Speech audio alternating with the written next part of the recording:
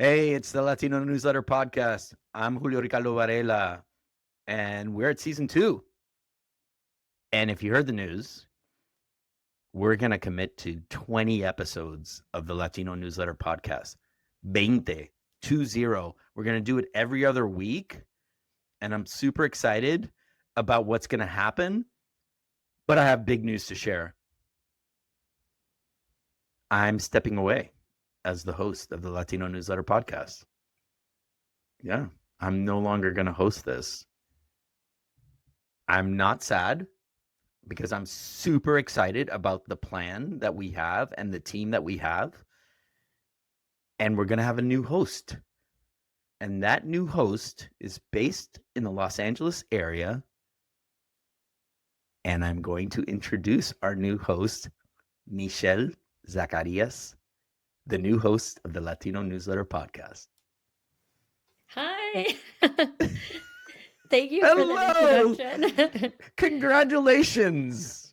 Thank you so much. It's like, I'm so I hope you think excited. it's like Charlie and the Chocolate Factory with the golden ticket. That's what I'm I thinking, but this maybe is not. absolutely the first time I'm hearing this news. So yeah, no, I'm so thrilled. I'm so excited. Thank you so much for selecting me. I feel like I just won the It golden wasn't ticket. until that you, it wasn't, you know what, Joaquin and I, when we did work with you earlier this year for a previous podcast, this is total true story. When you co-hosted that podcast, and I looked at Joaquin, I'm like, oh, we found our host. I'm done. I don't want to do this anymore. Oh my gosh. No, I really was just hoping for the best with that. That ended up being a great episode. Yeah. For people who haven't watched that, definitely go back and check it out. But yeah, I'm super stoked to be here. Obviously, I've been doing coverage in LA for several years now. And this has become home to me. So I'm really excited to keep representing for the West Coast and the work that we're doing out here. I'm going to now, this is going to be hard for me because I have to gradually turn over the hosting to you. So still have like hosting instincts. So I think the best way to do this is just introduce me. I was like, "Hi, I'm really excited to be on the show, the Latino Newsletter, Michelle." So take it away because I don't know how to deal with this. I don't know how to go from host to guest. So let's do it. Well, thank you for joining us. We're really excited to have you here. And we're so grateful that you agreed to do this for us. So, Yeah, welcome.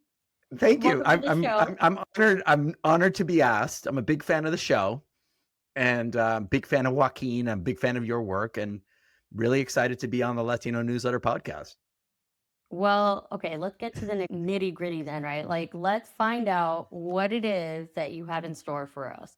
Julio, for listeners that may not be as familiar with your work, can you give us Yeah. a little bit of a quick overview about the Latino newsletter and what sets you apart in this media landscape? Oh wow. So it's interesting. How far do you want to go back?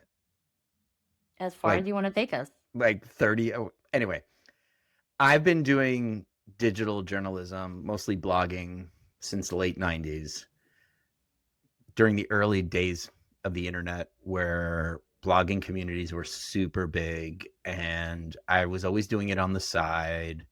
And then my career transition and all this other things that are happening, you're raising a family, you start saying, I need to get back into journalism, because I started as a journalist back in the day. And I was like, I joined Twitter early, I joined Facebook early, and I kind of saw the future probably a little bit earlier than a lot of other people, especially a lot of other journalists. So I and my writing's gone. Like I don't know why I was just like, if you weren't with me, like, sorry, like you missed my blogs in 2008. You're bad. You should have followed me We on gotta Twitter. we gotta retrieve the blogs. Yeah, it's gone because it's Julio R. Varela, and I turned it into a portfolio. But anyway, I really saw this need for independent journalism that focused on our community, that was really centered on Latino communities. And I thought it was, it was bigger than just one blogger. And I saw this community online during the fun times of social media, when it actually felt fun. So I was always intrigued by, I come from a blogger mentality where direct to the reader was what I've always done. And I always treated my readers as people that really were looking for this type of coverage, whether it's Puerto Rico or immigration, the banned books in Arizona. Latino Rebels was the first Latino outlet to cover Occupy Wall Street. And we do have, if you go down the Latino Rebels like YouTube rabbit hole, some great photos from that time. So I always felt like readership and community was being underestimated. We were told like, oh, we're, deficiency, Latinos, like representation, we're not in newsrooms. And I was just kind of like, how do we solve that? Right. And so I was intrigued probably since like 2020, 2021 with sort of this direct to the reader model that were coming out of Substacks and other platforms. And whatever it was, I was researching more and more about newsletters and kind of looking at the market and realizing that here we are, Latinos aren't represented in the growing creator economy. What a shock. And so out of this place of, I got to get a job and I'm not getting a job, so I have to do something. I still had a kid in college, so I was like, I got to do something and pay bills. So I explored newsletter options and I entered the Latino Newsletter in the URL search and it was available. And I bought it for $15. And I said to myself, why didn't anyone else like reserve this URL? The running joke, if you're a season 1 fan, Gustavo Arellano, when I had him on the show, is like, it's the most boring name ever, but it's the most perfect name ever. And I'm like, well, Gustavo, sometimes, boring is good. And what was interesting was, when you're thinking about, all right, is it time to create something from scratch again? It's a little bit scary. And I went on X or Twitter or wherever, and I was like, hey, I have this new idea. And I just posted it on Twitter, and people were like, dude, what is this? Where do I sign up? And within a day, we got 130 signups with no concept. And I'm like, well, if I'm going to do this, I'm going to make it a nonprofit. I didn't know what it was, Michelle, and I still don't know what it is, but it was fun. I want to ask you about that because I feel like I think I may have a theory about what it is, and particularly with the Latino Newsletter kind of being like a new and different venture from Latino Rebels, right? I feel like Latino Rebels really mastered the art of journalism participation, right? Like the art of participation in journalism and storytelling. Right. And so people felt very connected and invested in it. So I'm wondering like how, having tapped into that really niche audience base with the creation of Latino Rebels, what's different about the Latino Newsletter? How do you deviate from that model? Well, oh my God, that's such a great question.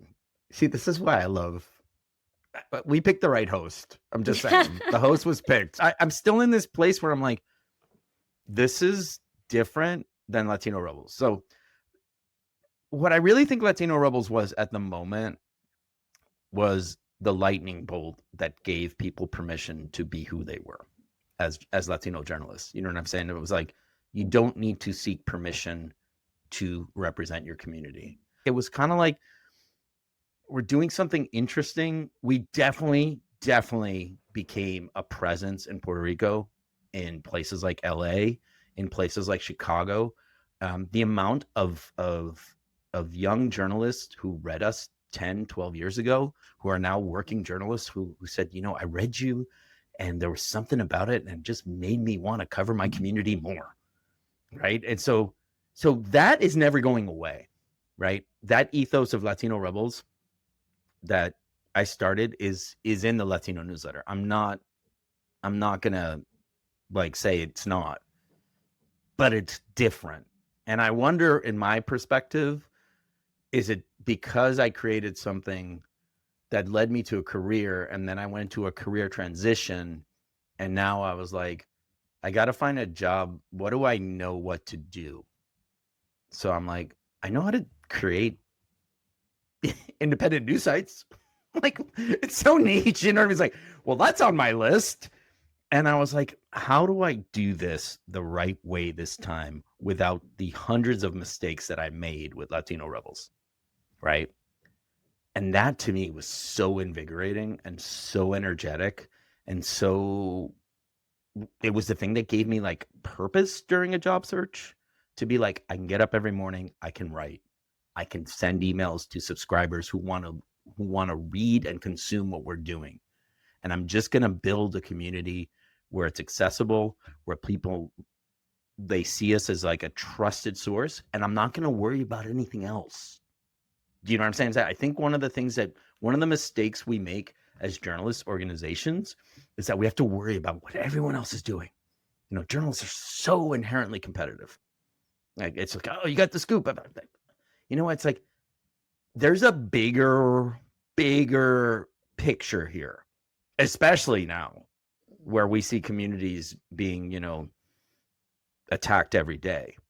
So there is a bigger prize here, right? And that is making sure that our community is never, ever forgotten or invisibilized, right? And if you look at the tradition of who's done it in the past, whether it's Mariana Hossa at Futuro, which I'm so grateful for my 9 years there, whether it's, you know, Ruben Salazar, like in LA Times, ethnic media in the United States, we're just carrying a tradition, right?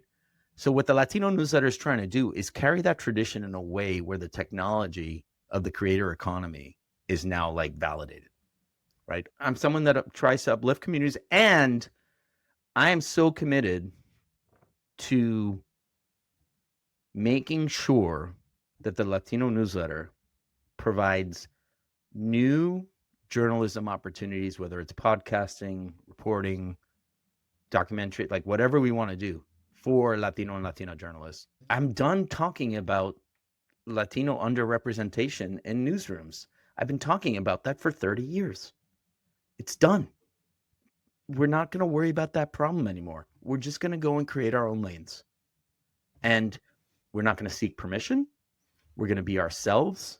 We're not going to worry about competition. We're going to bring everyone together, because there's a bigger purpose here.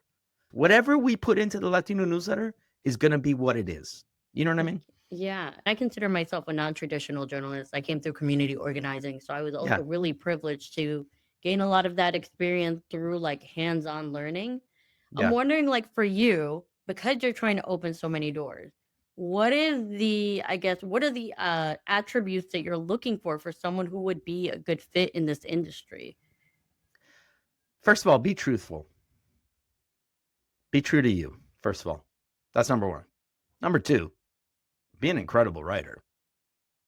Like, we underestimate the craft of writing, and especially in an AI age. And I'm not like knocking AI, but like, your voice is your voice, right? You're going to stand out because of your voice, right? So if you're a hell of a writer, and then if you have journalistic chops, and if you, whatever, like being ethical, being accurate, being truthful, you know, your word. So you start building that trust over years. And that's when people just start calling you like, hey, we have this, you know, we have something we want to feature on the Latino Newsletter because we trust it, right? I think we don't talk about the issue of trust as much, and the people that have built the trust, right? I'm just old because I just did it before anybody else, right? But if we follow the same path of like building that trust and not getting caught up in the influencer game, in the content creator game, which is real, I'm not going to lie to you, and it's going to get more real when you have like, you know, AI just spouting things every minute. I just think that that's just not the path. There's plenty of people, I sit here and like, there's plenty of influencers who like make a really good living and probably make more money than any of us at the Latino Newsletter, right? But that's not the game. we should be playing.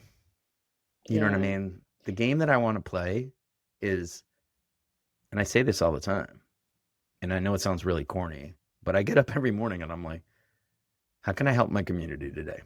Like, what Right. can I do? Right? Right. What can I do? Whether it's editing someone, whether it's publishing a new voice, whether it's like accepting a pitch or telling a young journalist, like, hey, this is there, but it's not there. When we talk about like underrepresentation in journalism, we always focus on journalists and reporters. There's not a lot of Latinos. We never talk about like leaders of newsrooms or editors or publishers.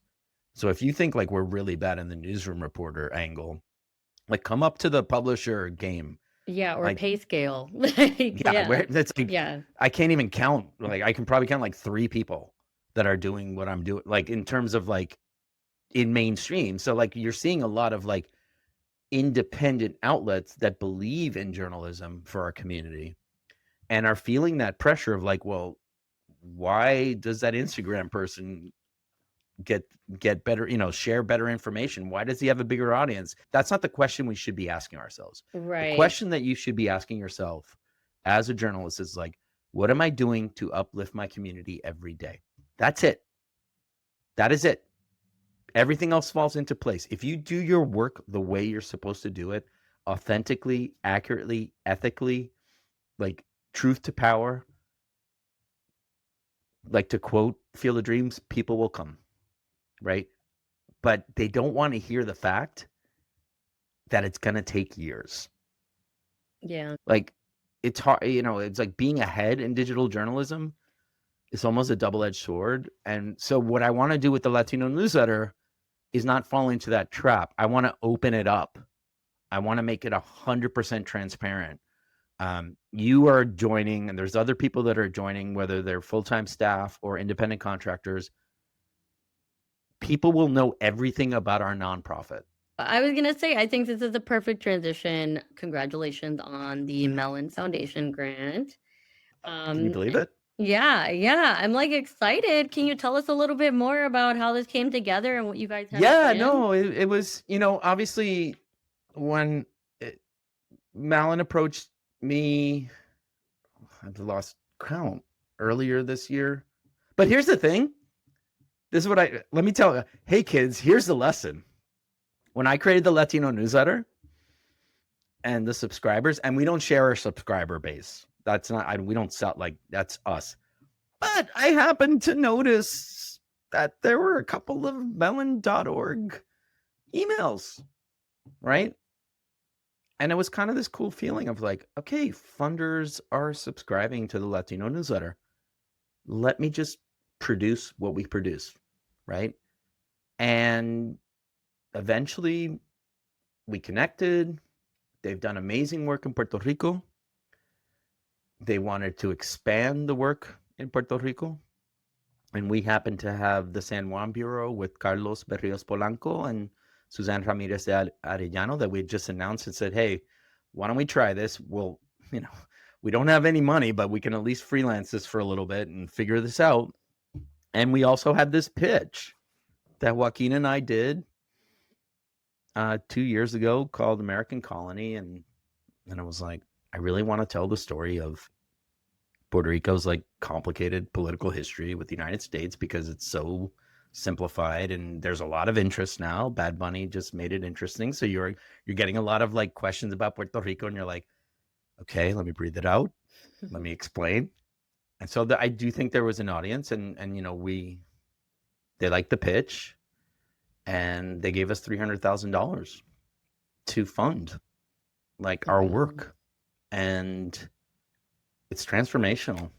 Like I would not be here. You would not be here. Joaquin wouldn't be here. You know what I mean? Like this was a moment and it's a risk, right? For me, it's like we really want to do really well with this podcast. The early days of pre-production are going extremely well. We want to do this right. We're scheduled to drop it, July of 2026 during the 250th anniversary of the United States of America. Talk about counter programming and just kind of see. And talking to the board, and I'm a board member of the Latino Newsletter, and my other 3 board members and other people that are helping us with the strategy. When you get one, you can get many, right? And one of my acquaintances, who's a business professor, told me a couple months ago when I was like, I think I'm going to get this. I think I'm going to get this grant. He goes, from a business perspective, it's sort of like once you do it once, people start checking you out, right? And so for me, it's like, we're not going to change what we do. We're literally doing the same thing. It's just that now we have more people, and that's super exciting. And we're so grateful to the team in Mellon, with Alexis Ortiz and others, and just for believing in us. And we're taking it seriously, and I'm super excited. And this is kind of a dream. And I got to register a Latino Newsletter in Puerto Rico, and we're going to have a team in Puerto Rico. And I was like, let's go. So super excited. And all the supporters and all the people that got us here, all the individual donations, all the posts that I'm like, we're going to have big news, and all the days where it's like, can we survive? And our goal was, like I told the board, it's like, my goal as founder of this company was to just get us to that news. And we did. And now we're going to be able to like breathe a little bit. And I'm super excited. And I'm super excited that you're going to take over the show. Well, I am thrilled to be a part of this. I think that we spoke a while back, and I shared with you like my interest in wanting to be supportive of whatever you are doing, and now to see how much it's evolved even since then has been like amazing to watch. So I'm so happy for you. So happy for the whole team. Joaquin. I can't wait too. What's going to be exciting is, and listen, I'm walking away as host, but I'm also, I'm part of the team as publisher. I'm going to get super excited to see what you all are going to be doing. And I've heard rumblings about the season, and I can't wait to see where this podcast goes. So go take it. Go run with this. We're out. You're going to crush it. You already are crushing it. You're going to double crush it. Yeah. We're really excited to share more about what we have in store, and definitely look out for those announcements to anyone who's watching. Thank you so much for being here and for handing the mic over. We got it from here. We'll see you later. Take it away. Take it away, Michelle. Thank you. And it's a wrap for today's episode of the Latino Newsletter podcast, a show about us all the time. Don't forget to like, subscribe, and follow us on social media. And for more stories that matter, follow thelatinonewsletter.org. I'm your host, Michelle Zacarias. Until next time.